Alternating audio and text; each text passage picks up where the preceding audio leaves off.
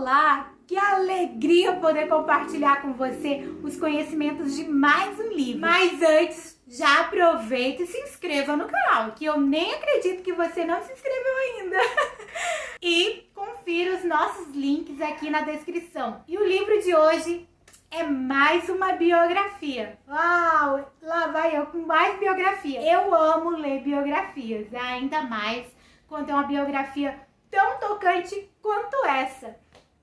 Essa biografia é de Nels Nelson, foi escrita por seu filho Samuel Nelson, e aqui já está dizendo, ó, quem é ele? O apóstolo pentecostal brasileiro. Uau, e você sabe quem foi esse homem? Nels Nelson? Ah, se você não sabe, você vai saber agora. Quem era Nels Nelson? Um homem cheio da presença de Deus. Um homem cheio da coragem, da audácia dada pelo Espírito Santo de Deus. E põe coragem nisso, viu? Põe coragem nisso, que você vai ficar surpresa assim quanto eu. Porque, olha, não sei não se eu teria a coragem desse homem. Só sendo mesmo cheio do Espírito Santo de Deus para sair lá do seu país e vir parar aqui no Brasil, naqueles anos tão iniciais do nosso país, que não se tinha praticamente, não tinha muita coisa aqui, era uma aventura, vamos dizer assim, porque já pensou você ir para um lugar que você mal ouviu falar e você estava indo para lá? Mas vamos descobrir mais sobre esse homem, né? Como Nels Nelson ficou conhecido por seus pares. Aqui na capa do livro já vem dizer, o apóstolo pentecostal brasileiro. Sim, porque ele semelhava, o jeito dele se semelhava muito aos dos apóstolos de Jesus, que recebeu a mensagem de ir pregar o evangelho a todas as pessoas, e foi isso que esse homem veio fazer. Diante de tudo que ele desenvolveu aqui no nosso país, então os seus pares, os seus amigos, seus missionários, os pastores da época deram a ele esse título de apóstolo. Assim, a trajetória pentecostal de Nels Nelson iniciou-se em 1912 nos Estados Unidos. Isso mesmo, ele saiu da Suécia e foi morar nos Estados Unidos na casa de um tio. Foi morar lá para trabalhar. E o seu tio, ele era pentecostal, de uma igreja pentecostal, já havia sido batizado no Espírito Santo e falou essas coisas para Nels Nelson. Nels Nelson era de uma igreja tradicional, que não era pentecostal. Ele ouviu falar disso e ficou pensando nisso. E foi visitar a igreja com seu tio. E lá ele viu as maravilhas do Espírito Santo de Deus se revelando naquele lugar. E ele ficou intrigado, pensando a respeito. E como ele diz aqui no livro, porque o filho dele organizou os diários dele, então ele escrevia bastante em seu diário, Nels Nelson. E ele falou que ele ficou pensando nisso e na casa do tio dele se falava sobre isso todos os dias. Então ele ouvia todos os dias. Às vezes sentia-se incomodado, mas ele ouvia. Em respeito aos seus tios, ele ouvia. E em 1916, ele é batizado com o Espírito Santo de Deus. Ele passa a buscar o batismo com o Espírito Santo e ele é alcançado. Ele tem uma experiência maravilhosa através do batismo com o Espírito Santo em falar em outras línguas. E com apenas 23 anos, Nels Nelson é consagrado ministro do Evangelho. E assim, ou seja, ele estava apto para pregar a palavra de Deus. E cheio do Espírito Santo de Deus, o poder do Espírito Santo o impulsionava a querer falar do amor de Jesus para outras pessoas, dando a ele poder, dando a ele força para falar de Jesus. E ele tinha muito desejo de falar de Jesus para todas as pessoas que ele tinha contato, inclusive para seus amigos. E por que Nels Nelson escolheu vir para o Brasil? Porque ele escolheu vir pregar o Evangelho de Cristo aqui no Brasil? Ele fala que ele foi chamado pelo próprio Deus, porque ele estava em um culto, em uma reunião, e aí Deus usou uma pessoa para falar para ele assim, eu preciso de você no Pará. E ninguém daquele lugar, o pastor dele, ninguém, os seus amigos, ninguém sabia onde era o Pará. Que país é esse? Que lugar é esse? Era assim que eles falavam. E aí, eles pegaram o mapa mundi, pegaram o mapa e foram ver aonde que era o Pará. E aí descobriu que o Pará era aqui no Brasil, um estado brasileiro. E aí Neus ficou com aquilo no coração, mas ele não tinha condição de vir para o Brasil. E ele foi falar com sua igreja pedindo que o enviasse para o Brasil. Mas a igreja disse que já tinha muitos missionários, não tinha como enviá-lo para cá, porque era caro, né? E ele continuou orando, pedindo a Deus que desse condição a ele para ele vir para o Pará, porque Deus queria ele aqui auxiliando no Pará, ajudando a obra de Deus aqui no Brasil, nesse grande estado. E aí ele ficou pensando e orando e pedindo a Deus. Nesse percurso ele voltou na Suécia, falou para sua mãe a chamada de Deus na vida dele. Sua mãe aceitou e lá ele foi pregar também a palavra de Deus para os seus amigos, falar do Espírito Santo, das boas novas que ele tinha recebido, da mudança de vida que ele tinha, que agora ele era completo em Cristo Jesus. E aí muitos amigos dele se renderam a Jesus, aos caminhos do Senhor, e ele retorna para os Estados Unidos. E lá os amigos dele falavam: você é doido? Quando ele contava que ele tinha sido chamado para vir fazer a obra de Deus aqui no Pará, no Brasil, as pessoas falavam para ele: você é doido, você é tão jovem e você quer largar tudo aqui, que você já tem um emprego, você é muito inteligente, você pode alcançar grandes trabalhos aqui, grandes posições aqui nesse país, você fala bem o idioma, por que você quer deixar tudo e ir pra lá? Você tem muito a perder indo pra lá. E na verdade o coração dele ardia cada dia mais o desejo de estar aqui no nosso país. E com apenas 26 anos de idade, ele entra no navio e vem desembarcar no porto do Pará. E lá ele foi recebido por Samuel Nistrom, por Daniel Berg e outros mais missionários que estavam ali esperando os irmãos que iriam chegar para agregar na obra de Deus. Já pensou? Tão jovem, né? E hoje os jovens dos nossos dias, pelo menos que eu tenho mais contato, não tem esse despertamento de buscar a Deus, de ser batizado, de levar a palavra de Deus, nem sequer na sua escola, na sua vizinhança, aonde que está, na sua proximidade. Quanto mais largar tudo e ir para um país totalmente desconhecido, que não sabia nem o idioma, não sabia nada, e ele chega aqui. E aqui ele vai desenvolver a obra de Deus. E o ministério de Neus Nelson aqui no Brasil durou-se 42 anos. Sim, ele não voltou mais a morar lá no seu país, lá na Suécia ou nos Estados Unidos. Sim, ele ia lá para visitar sua mãe na Suécia, e ia nos Estados Unidos para rever seus amigos ou seus familiares que estavam lá também, mas não mais para morar. E aqui no Brasil, aos 40 anos de idade, ele se casa. Sim, demorou bastante tempo, né, para casar. E ele casou com uma irmã brasileira. E o nome da jovem que ele casou era Lídia. Lídia era filha de pastores também, e eles se casaram. E tiveram 3 filhos, todos aqui no Brasil. Ele se naturalizou brasileiro, ele quis, né, se naturalizar, então ele morou aqui, morreu aqui no nosso país também. Então ele viveu aqui até o fim da sua vida, ele não regressou mais, constituiu família aqui e aqui ficou. Então, é um grande legado que esse homem de Deus deixa para nossas vidas, diante das suas idas e vindas.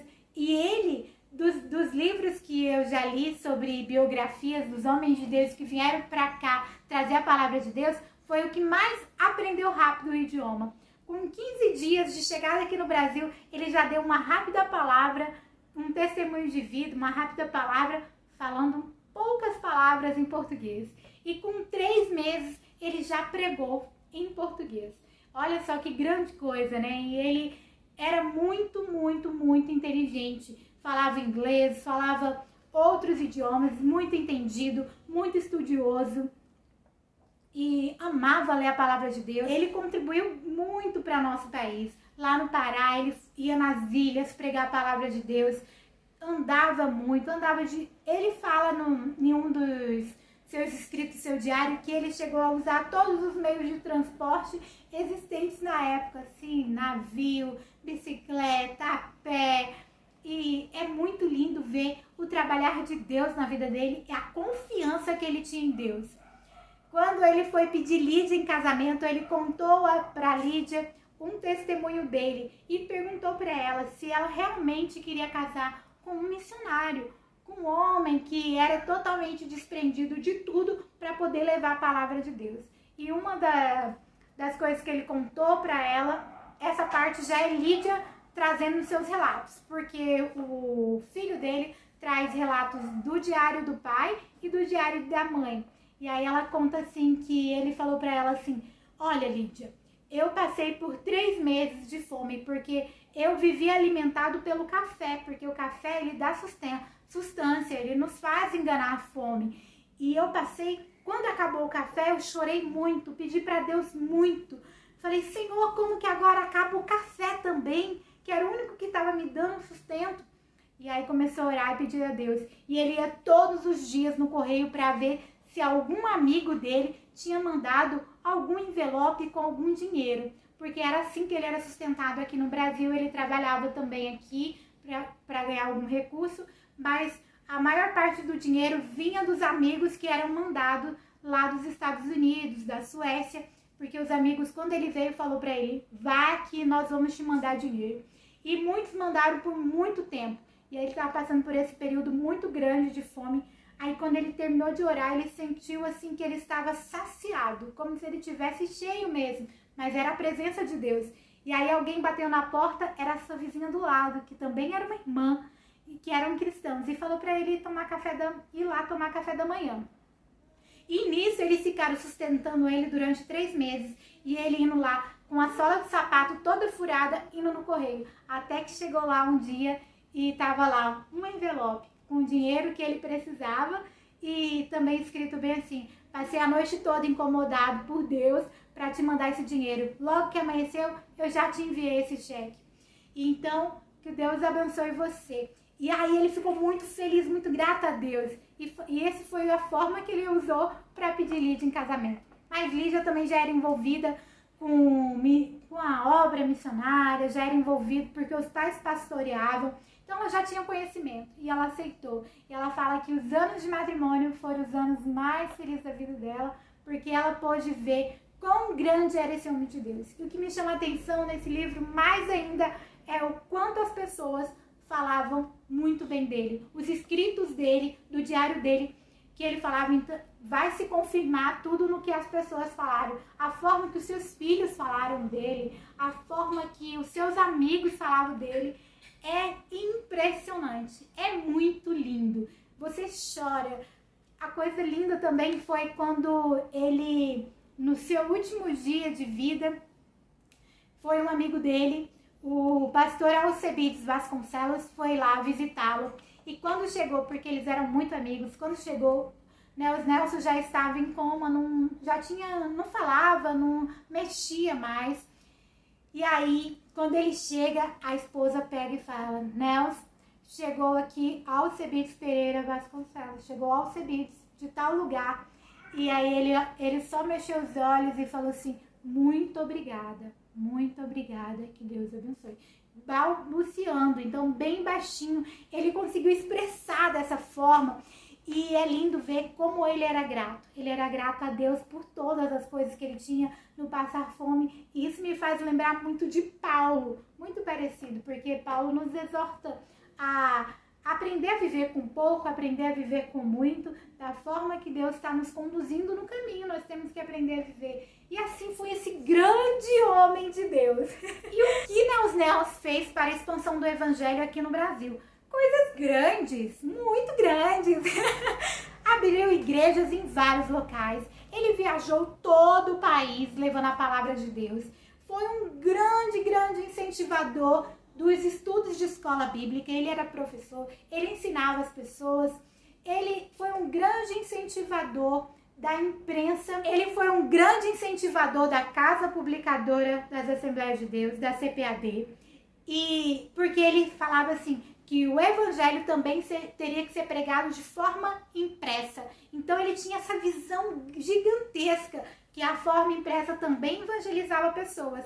Tanto é que traz Lídia traz um dos testemunhos quando ela fala desse incentivo à CPAD. Ela fala bem assim, que uma pessoa foi pregar em um galpão todos os jornais para tampar, porque tinha buraco ali.